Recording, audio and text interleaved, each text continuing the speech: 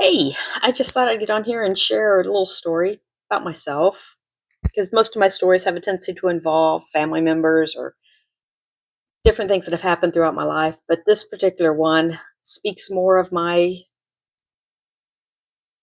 I guess, clairvoyance, for lack of a better word. Most of my life, I've been a little bit clairvoyant, but I've never really tried to develop it. I've never tried to be anything more than just exist and be who and what I am. But in recent years, I've actually, as I've gotten older, I've kind of realized that ignoring this is probably not something I should do. I need to go ahead and develop it a little bit more. So I've really been working on it. But one of the things I've gotten my entire life are what I refer to as death notices.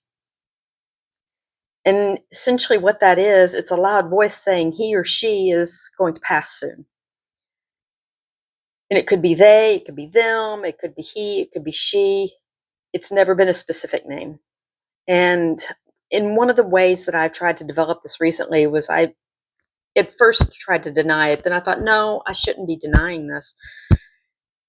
These are usually warnings.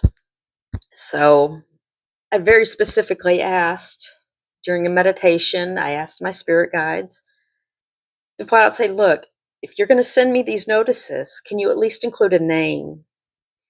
So at least I know which direction to look. And if there's something I can do to make things easier, then this is what I'd like to do. So they acknowledged, and the death notices did taper off. But mid October, maybe beginning of October, I did not write it down. I probably should have, but I got a very, very loud notice. Mom is going to pass. Okay, which mom? Because I have my mother in law, who I've shared stories on here about her, feisty, cantankerous lady. I enjoy the fire out of her. She's a lot of fun. But she has been in and out of the hospital 3 times now since September 1st, each for a different thing. And now she's just super weak, and we're trying to get her somebody to come in and do some therapy with her because I kind of feel like she needs a little bit more help getting back on her feet. But then there's my mom. My mom now has what I believe to be vascular dementia, because I'm pretty sure this came on as a result of some strokes that we did not necessarily see. And as I was not her caregiver at the time, I didn't see these things happen, although I think I saw one of them, but it didn't have the typical markers that you would think of, like part of your face freezing and having trouble moving things or anything like that. She just went blank. I mean, completely and totally blank. And I think that was a stroke. But I did not know at the time. This is years later, further education. But anyway, she has all the symptoms of vascular dementia, late stage at that, because she is completely nonverbal. And she's gone from 5'6", somewhere around 200 pounds, to 5'6", and weighs maybe 100 pounds on a good day.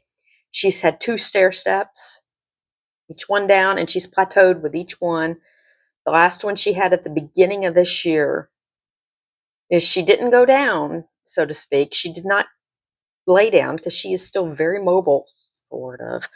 She's starting to actually make use of the wheelchair now that hospice has provided her. And she wasn't before. She was just using her walker to walk up and down the halls. And her ear marker for walking up and down the halls, she gets to a door and she stops.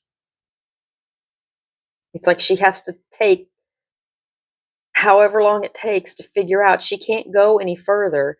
So she needs to turn around and come the other way.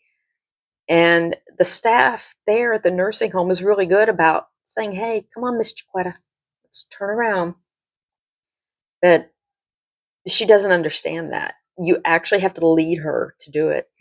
So, which is what makes me think that that loud voice may have been more from my mother and not necessarily from my mother-in-law. But I know it was a mom.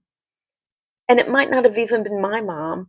It might not have been any of my moms. It may just be somebody's mom whom I know. The only thing is most of the people I know have already lost their moms. So that kind of narrows the field. But at the same time, what am I supposed to do about this? Just be aware of it, I guess. Because in the case of my mother in law, I got really stubborn and I made her go to the hospital. In which, after this last episode, even though she was mad as anything at me, even she had to acknowledge it was a good thing that I made her go. And I made her call her doctor and made her go to the emergency room because the outcome would have been a lot different if I hadn't. So maybe it was for her. Maybe it was the warning for her that, go take care of this, because I haven't gotten a notice since then. Of course, I say this now and I'll probably post this and the next one will come in. So I guess we'll see. But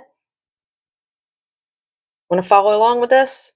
Please be sure to like, subscribe, comment, share, whatever. Talk to you soon.